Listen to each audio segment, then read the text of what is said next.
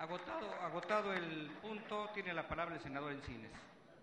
Cualquier otra participación que se registre va enlistado al final. Adelante, senador Encines. Gracias, ciudadano presidente. Bueno, en primer lugar, quiero señalar que los trabajos del Congreso no deben regirse por el sentido común, aunque por lo general se rigen por el sinsentido. Deben de regirse expresamente por las normas y las reglas que nos hemos dado y deben cumplirse puntualmente. Y creo que debemos de evitar la ilusión del debate en torno a detenernos en los asuntos de procedimiento, cuando lo que nos interesa a todas y a todos es hacer un debate de cara a la sociedad mexicana, donde se queden plenamente identificadas las posiciones de cada uno de los grupos. Y yo por eso hoy no quiero dirigirme a este pleno de las Comisiones Unidas. Yo quiero dirigirme a las mexicanas y a los mexicanos que afortunadamente nos ven a través de la señal del canal del Congreso. Porque este es un debate histórico para el país.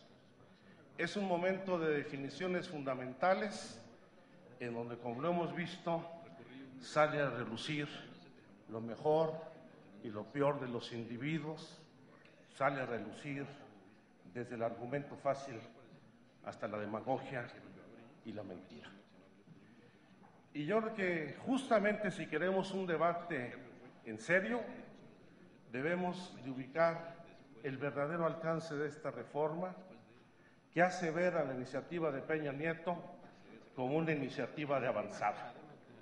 Porque hoy prácticamente se somete a remate no solamente el petróleo, sino también el resto de los hidrocarburos y la industria eléctrica, vulnerando profundamente al Estado mexicano, que sigue debilitándose. Si tenemos un Estado fallido ante la delincuencia, hoy tenemos un Estado fallido ante los poderes económicos fácticos del país y del extranjero. Y se pone indudablemente en riesgo la soberanía de nuestro país, no solamente en cuanto al manejo libre, autónomo de sus recursos naturales, sino la soberanía sobre nuestra política energética y sobre las decisiones soberanas que hoy se verán sometidas a los tribunales internacionales, siendo ajenas a la legislación mexicana. Lo que está de fondo también es una redefinición de la propiedad, porque no solamente se está poniendo la modificación del artículo 27 constitucional, el término del dominio de la nación sobre los hidrocarburos y los recursos del subsuelo, al transferir mediante una figura absurda que ahora denominan licencias, la propiedad de los bienes del subsuelo, y emplazan al aniquilamiento de la propiedad social, particularmente de los ejidos y comunidades, donde ya no va a ser necesaria la acreditación del requisito de interés público para poder expropiar en favor del interés privado. Ese es un debate histórico que indudablemente plantea dos visiones profundamente distintas del país y que va a abrir viejas heridas entre nosotros. Se trata de una contrarreforma que rompe con una base fundamental del pacto social establecido en la Constitución de 1917. Es una contrarreforma que impone la visión de una parte de la sociedad, la del dinero, la del privilegio, la que detenta el poder público y el poder económico en estos momentos en el país. Por eso, yo creo que tenemos que ubicar en su justa dimensión este debate. Se trata, como decía, de una reforma que nos va a confrontar y a dividir a los mexicanos. Y por eso hemos insistido en que estas decisiones deben de someterse a una consulta popular que involucre a todos los ciudadanos del país. No es como dice el senador Orihuela, que queremos ganar en una consulta lo que no ganamos en las urnas. Por supuesto, en las urnas ustedes tampoco ganaron la propuesta de privatizar el petróleo, porque no solamente no estaba en su plataforma electoral, sino que se vieron obligados a modificar su programa y sus estatutos. Se engañó a la población durante la campaña. El PAN sí lo traía, indudablemente, porque en esta contrarreforma es innegable un triunfo ideológico del PAN sobre el nacionalismo revolucionario del PRI, que se sometió a los intereses del poder económico. Hay que recordar que el Partido Acción Nacional surgió en contra de la reforma agraria, la educación socialista y la explotación petrolera del general Lázaro Cárdenas del Río. Pero también es muy claro hoy que el sometimiento del PRI no solamente ha renunciado a su visión nacionalista, sino que hoy empeña y da la espalda a sus principios, a sus ideales originarios, para entregar la mayor riqueza de nuestro país. Este documento, este dictamen, el proyecto de dictamen que estamos discutiendo, va a pasar a la historia, al igual que sucedió con los tratados de Guadalupe Hidalgo, con los que Santana entregó la mitad del territorio nacional. Al igual que los tratados y convenios que firmó la aristocracia mexicana para imponer a un emperador extranjero en el gobierno, como sucedió también con los tratados de Bucareli, que indudablemente empeñaban lo que hoy ponen a remate en el país y formarán parte este dictamen como una de las peores etapas de la mayor ignominia en nuestra historia.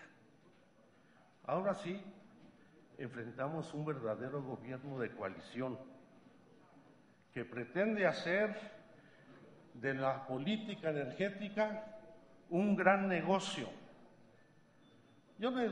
No se trata de un mayoriteo mecánico para imponernos una reforma constitucional.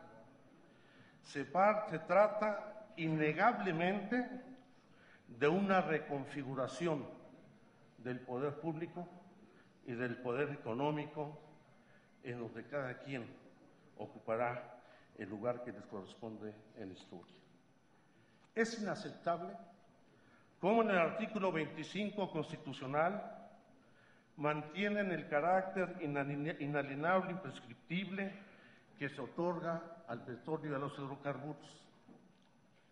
Cuando se establece que el dominio de la nación es inalienable e imprescriptible, se refiere a que no están sujetos a la acción reivindicatoria de posición definitiva o provisional de un recurso.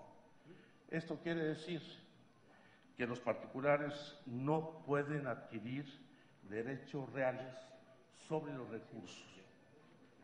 Nos plantea una figura de licencia, que licencia es un sinónimo de concesión, como descaro lo es de desvergüenza, porque en el mismo transitorio cuarto señalan nuevas modalidades de contratación que podrán ser contratos de servicios, de utilidad o producción compartida o de licencia para llevar a cabo por cuenta de la nación, dicen, las actividades de exploración y extracción del petróleo que se mantienen supuestamente en función del 25 y el 28 como áreas estratégicas reservadas exclusivamente para el Estado. y llegan al extremo de establecer las formas de pago, donde no solamente se pagará en efectivo los contratos de servicios, sino también con porcentajes de utilidad en los contratos de utilidad compartida, pero también con un porcentaje de la producción obtenida de los contratos de producción compartida.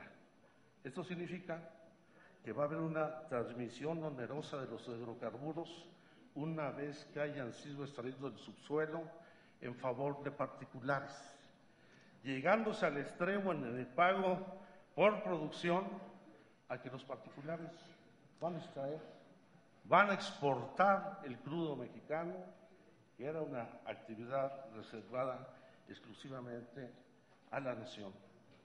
Y se incorporan figuras francamente vulnerables de nuestra soberanía, como es incorporar la disputa de controversias legales a las disposiciones internacionales, ya que el artículo 7º transitorio abre el tema de los tratados internacionales de acuerdos comerciales que deroga la cláusula petrolera establecida en el Tratado de Libre Comercio de América del Norte, que mantenía la jurisdicción plena de los asuntos y conflictos relacionados con Pemex y CFE en los tribunales y legislaciones nacionales. Al derogar esta cláusula petrolera, se abre indudablemente los litigios a los tribunales internacionales, vulnerando la soberanía plena de nuestras leyes y nuestra Constitución. Y claro, todo termina en un negocio. Hay un segundo transitorio donde se van a mantener los derechos de los trabajadores petroleros. Seguramente será el derecho a la liquidación, porque lo establecido en el 25 constitucional y en el 28 va a permitir no solamente la venta de los activos, sino se llega al extremo de permitir que las empresas contratistas establezcan en sus sistemas contables como activos propios las reservas prospectivas del petróleo a futuro, y dicen que no se entrega la propiedad del petróleo. Va a pasar a formar parte de los activos contables de las empresas que gradualmente irán desmantelando a Petróleos Mexicanos y a la Comisión Federal de Electricidad. Es grande el negocio, muy grande, y van a darle un instrumento para ejercerlo.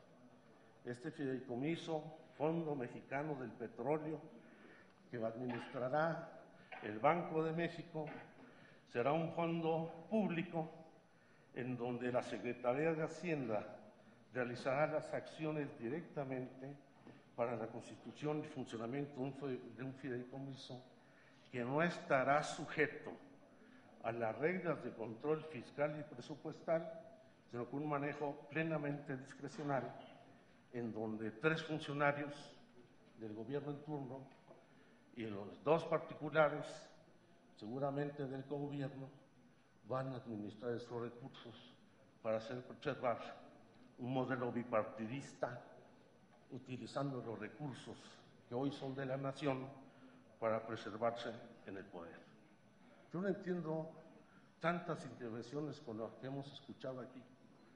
La del senador Vega Casillas, que ya se nos fue, que dice, en un desprecio total por los mexicanos, que no saben qué significa el petróleo para los mexicanos, porque solo lo que ven es el incremento en el precio de la gasolina.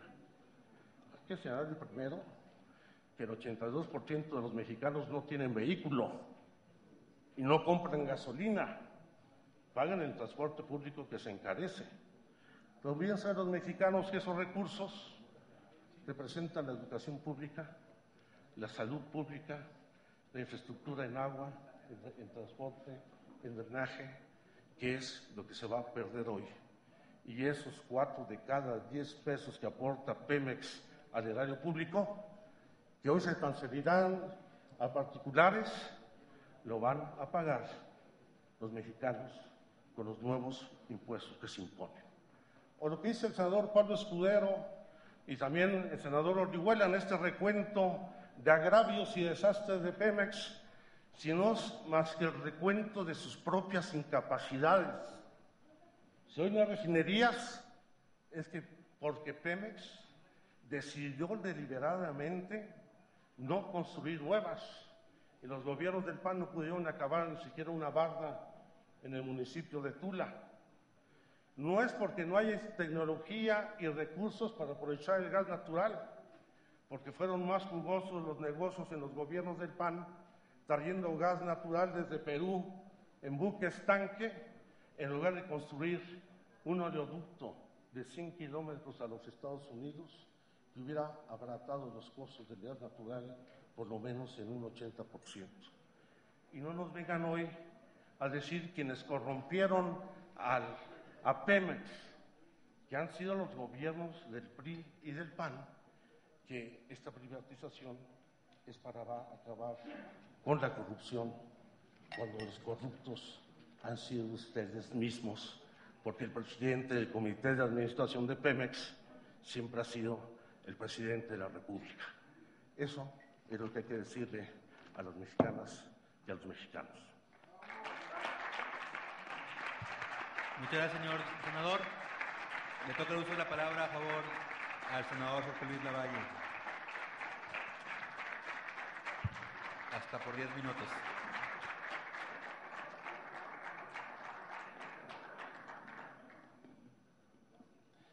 Gracias, presidente.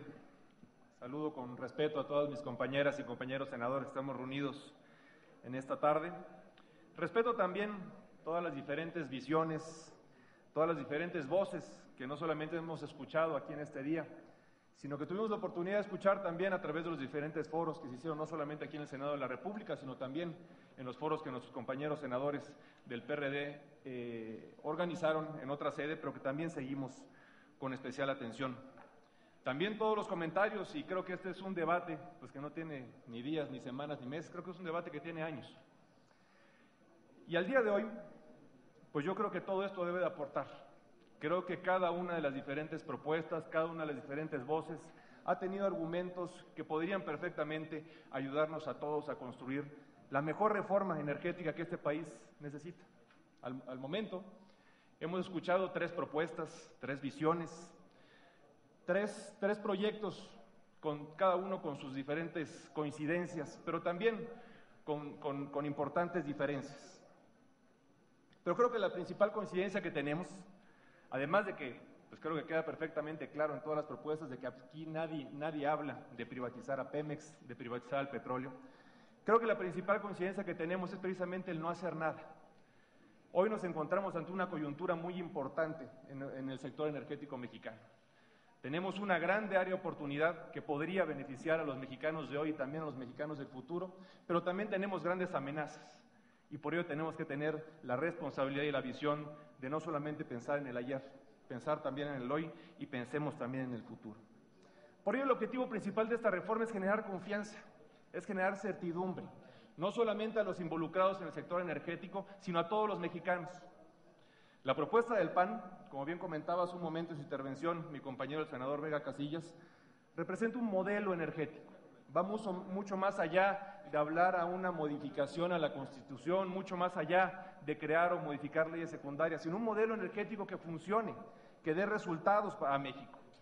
Y por ello creo que una de las muy pocas ventajas de no haber aprobado al día de hoy una reforma energética necesaria para este país, es precisamente que podemos basarnos en la experiencia de un sector energético mundial.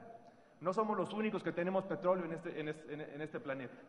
Existen experiencias muy positivas que debemos de vigilar, que podamos beneficiarnos también en este país. Y también existen casos y errores muy importantes que no podemos darnos el lujo de equivocarnos y tener en nuestro país, aprendiendo también de la experiencia de otros lugares.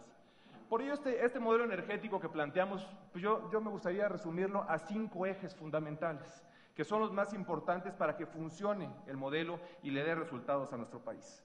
Primero, la maximización de los beneficios de los hidrocarburos para los mexicanos. Si hablamos de los modelos contractuales, como bien decían, hoy, si tomamos la Constitución textual, pues todos los días se viola la Constitución.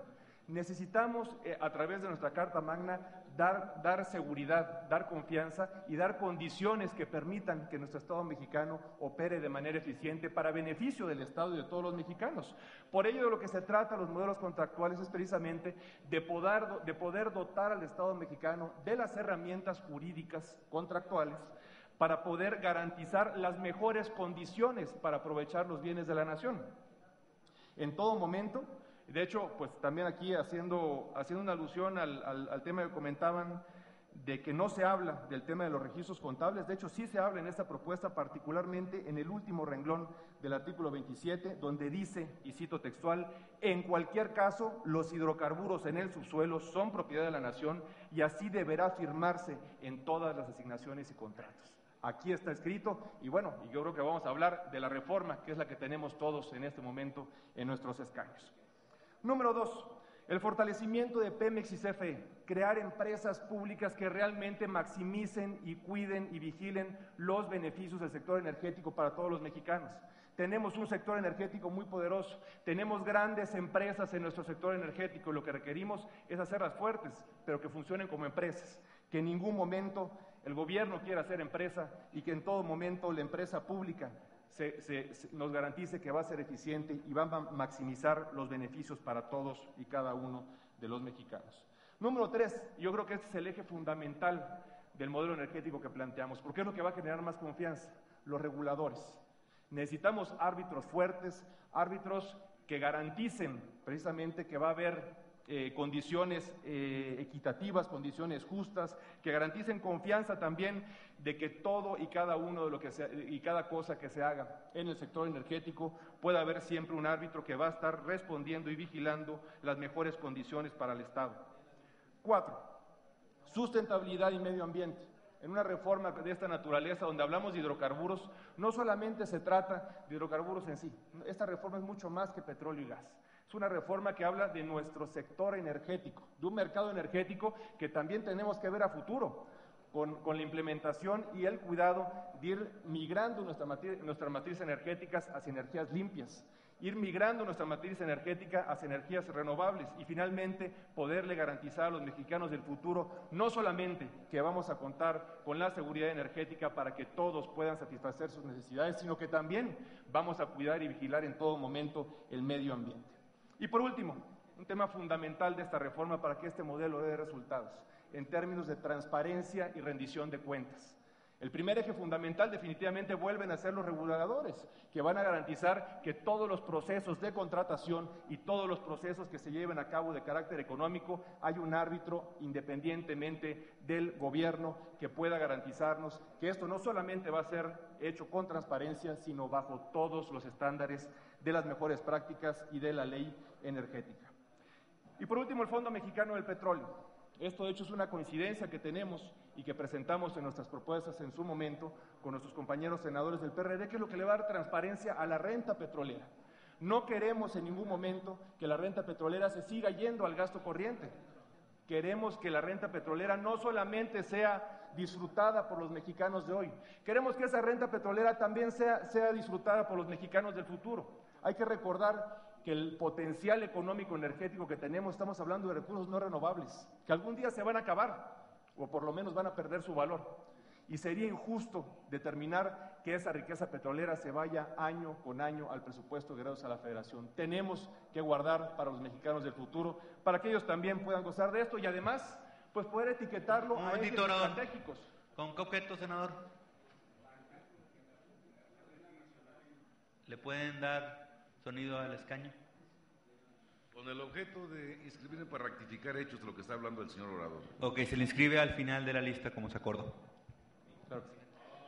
El sistema que pueda contar, por lo menos, para etiquetar recursos en este fondo petrolero, para invertir también en el futuro, ya sea en sistema de becas, que es el Instituto del Conocimiento, en ciencia y tecnología, como también comentaron otros compañeros oradores, en energías renovables, que son las energías del futuro, y finalmente en el ahorro de nuestro potencial energético para que pueda ser también disfrutado por las futuras generaciones. Por ello lo que yo les propondría es que seamos abiertos, escuchemos todas las propuestas, escuchemos todas las visiones, trabajemos en nuestras coincidencias y veamos bajo argumentos claros, bajo argumentos reales y bajo argumentos sólidos que podamos llegar a acuerdos en nuestras diferencias y construir así la mejor reforma energética que este país necesita. Muchas gracias. Gracias, señor senador Lavalle. Se le concede la palabra al secretario de la Comisión de Estudios Legislativos Primera, el senador Zoé Robledo Aburto. En contra, hasta por 10 minutos.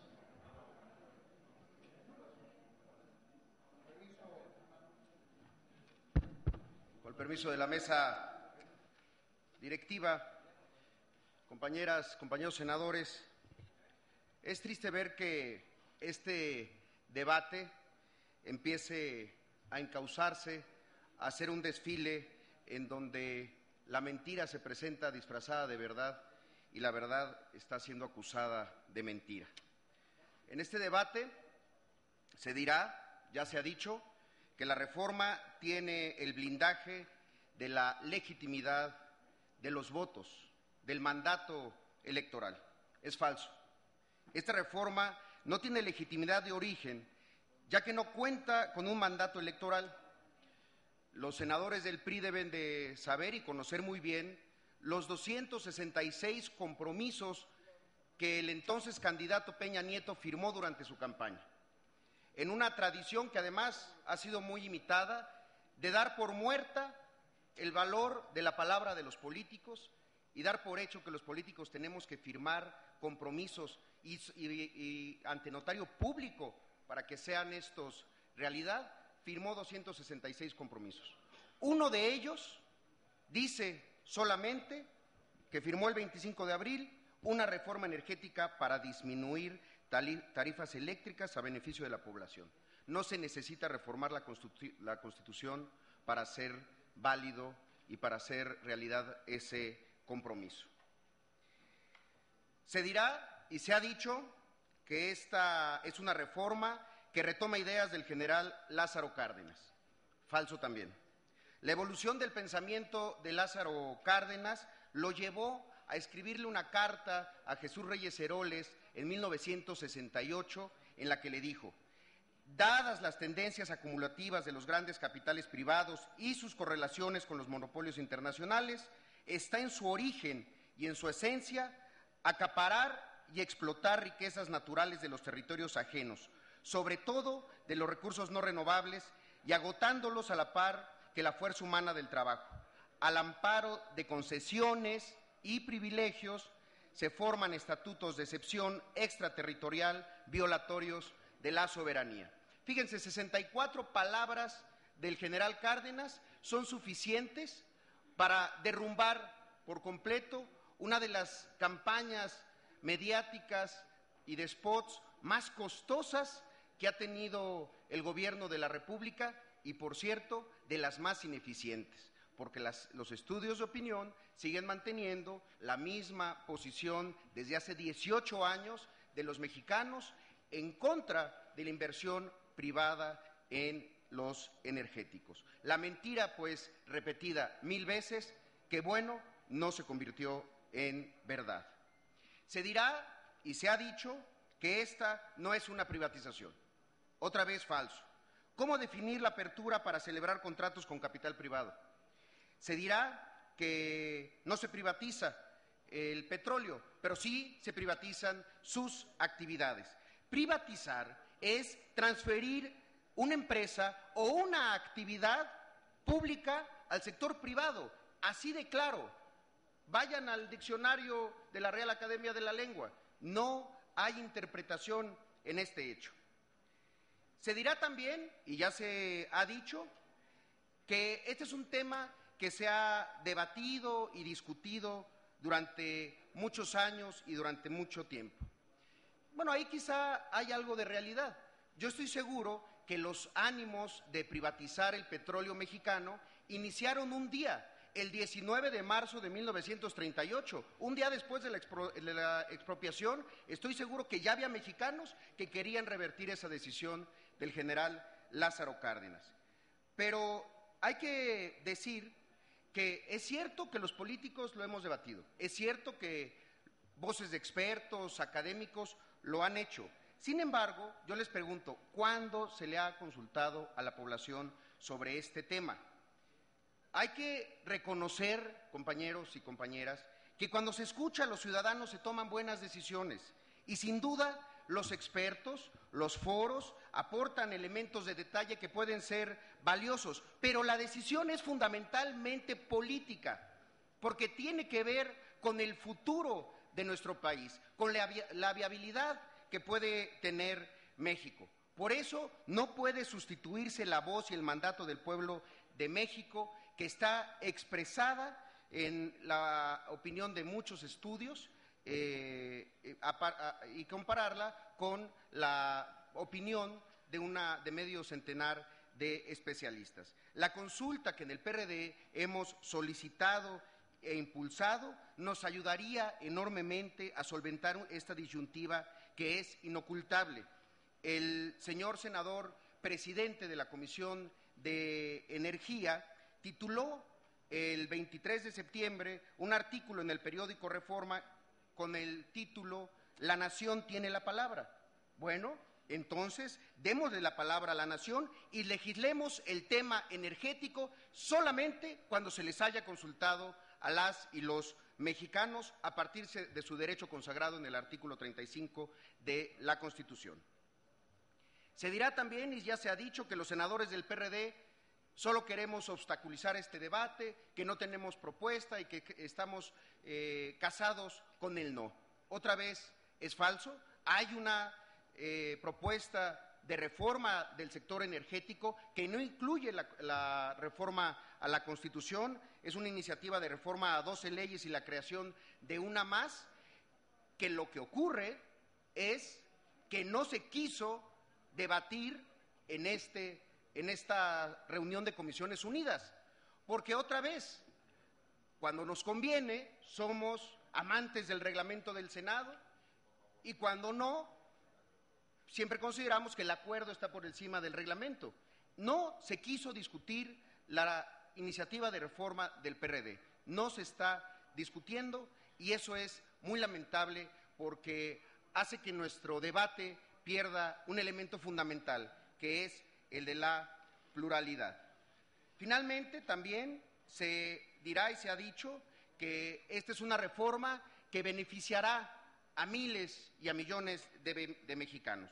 Creo que aquí hay que ser muy claros que los procesos privatizadores de México no han resultado experiencias exitosas, modelos a seguir, ejemplos de eficiencia, ni tampoco han sido ejemplos que hayan traído beneficios sociales y disminución de gastos. Carreteras, bancos, se han vendido, se han rescatado y se han vuelto a vender, socializando pérdidas y privatizando ganancias.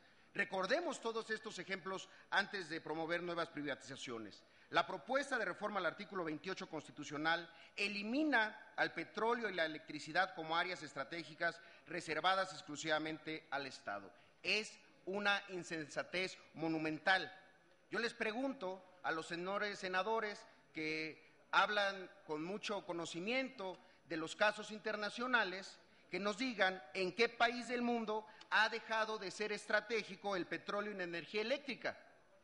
México hoy se está poniendo a la vanguardia, pero a la vanguardia global del absurdo energético.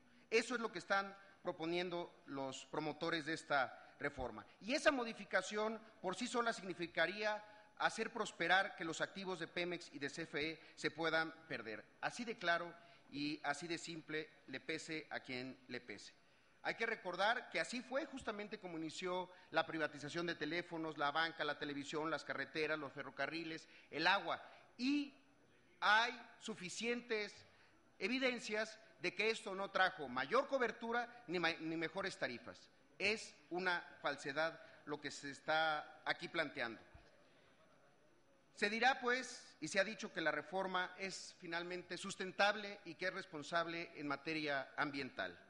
El proyecto presentado carece totalmente de una visión de sustentabilidad. En el proyecto que discutimos nunca se plantea qué energía y qué ambiente que energía y qué ambiente pueden ir de la mano. Hoy que el calentamiento global y el cambio climático es una prioridad mundial, se carece de esta perspectiva responsable al respecto. Por eso también estamos ante una enorme falsedad.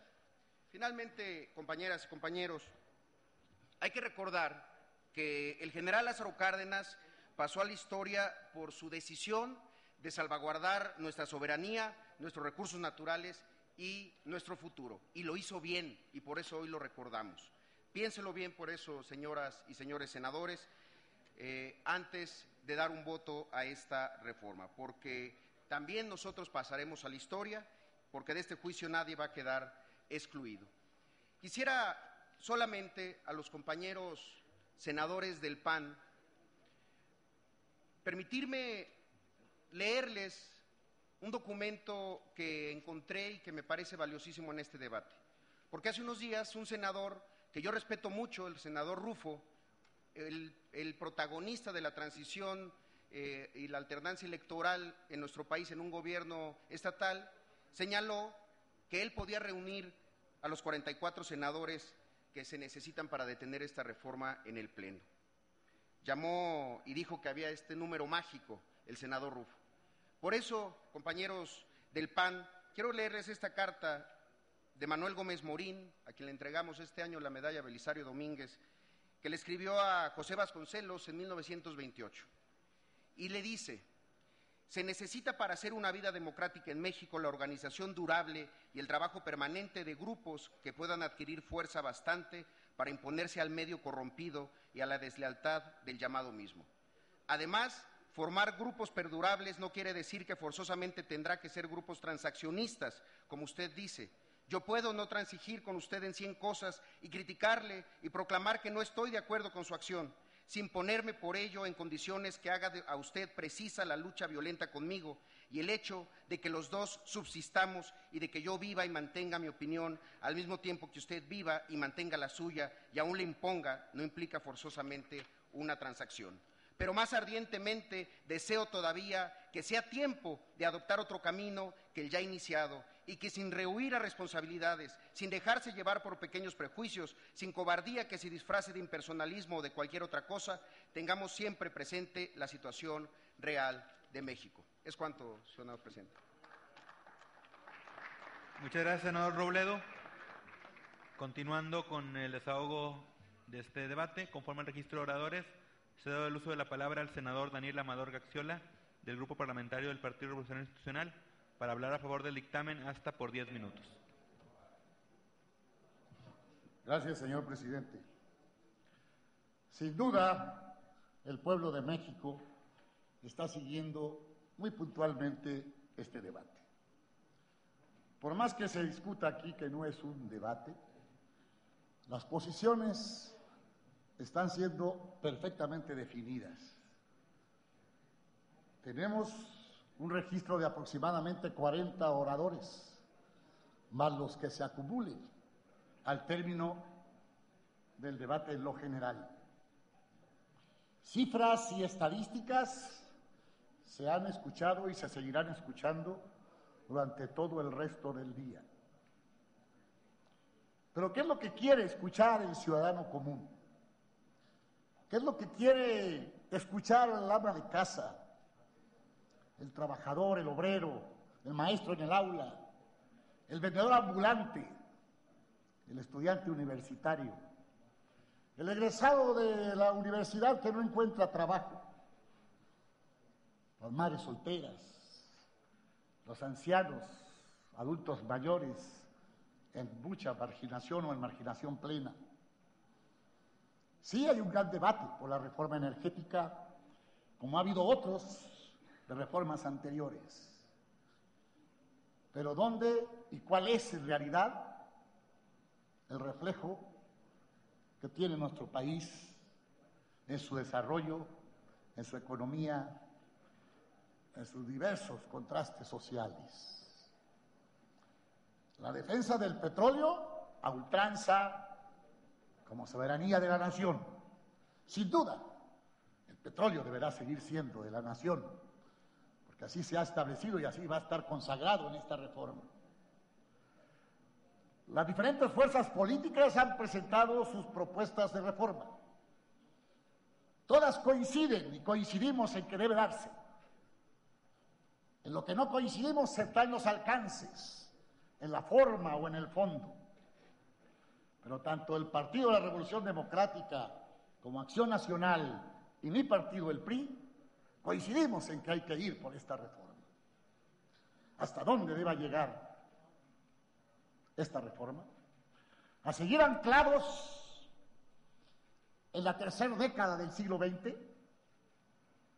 cuando el mundo se movía con lentitud y éramos en este país apenas 40 millones de habitantes,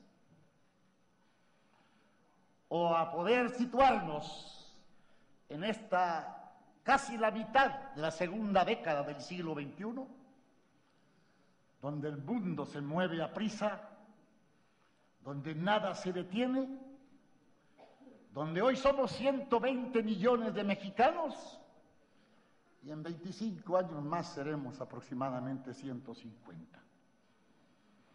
¿Quién tiene la fórmula mágica? ¿El PAN? ¿El PRD? ¿El PRI? ¿O es la construcción de un verdadero acuerdo nacional que le dé certidumbre al ciudadano que nos escucha de lo que pretende y lo que espera en los próximos años? Esa es la realidad que debemos de analizar hoy. De un presidente de la República que le apuesta al desgaste mediático, claro que le apuesta. Ya lleva un año de su gobierno y solamente son 6.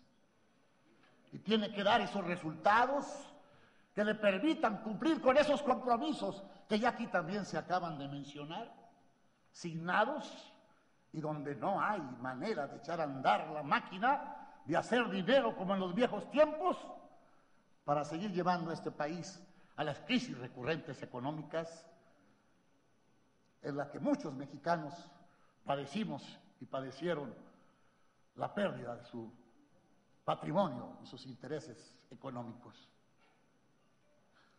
Sí es duro hablar de una reforma constitucional.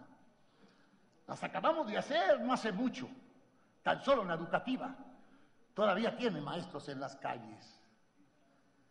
¿Por qué no hablar también de una reforma constitucional que permita situarnos en el entorno internacional y en la competencia mundial de algo que es indispensable y que es una realidad, que tenemos que ser competitivos, modernos y poder estar al día con la explotación de lo que es la energía en el mundo? Yo no me tocó estar en los países que fueron a recorrer, no tuve la oportunidad, pero sí conozco México, sí sé de los contrastes de este país, sí sé de los diferentes Méxicos que existen actualmente, del México marginado, pobre, que por más esfuerzos que se hacen de los gobiernos, y no quiero ver de qué colores, siguen en esa marginación. Ahí están, ahí está Chiapas, ahí está Guerrero, ahí está Oaxaca, ahí está Puebla, Veracruz, los grupos indígenas, con los que frecuentemente son parte de nuestro discurso político. Disculpe, orador. Por esa razón... Orador, un momento. Perdón. Sí, presidente. Con el jefe senador Adán Augusto. Una pregunta. Hay que aclararle que es Chiapas, no Chiapas. Bueno, aclarado está. Será por sin cuestión diálogo. de léxico, senador. ¿Acepta o no acepta? Al final, no acepta. Que cada quien pueda estar. El senador Ríos Peter, ¿con qué objeto, senador Ríos Peter? A ver, el senador Armando Ríos Peter. También con hacerle una pregunta al orador. Va a tener su oportunidad de participar. Sin diálogos, por favor. No acepta. Gracias.